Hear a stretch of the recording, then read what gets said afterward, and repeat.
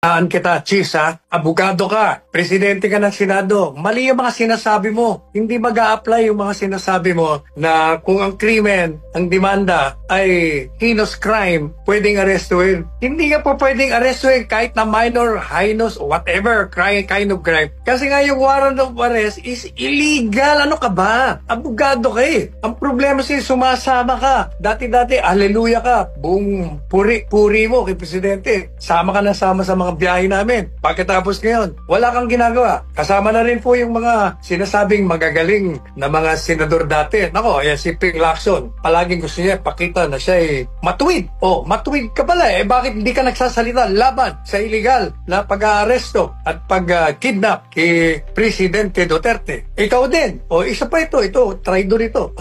Si Tutol ang Pilipino. Ginagamit niya Tutol. Yan ang bagay, Tutol ang Pilipino. Wala niya na kung sino yun. Hindi sila nagsasalita. Alam na nga nila na illegal, mali. Isus Maria Joseph naman. Ang sarap pugin ng mga ulo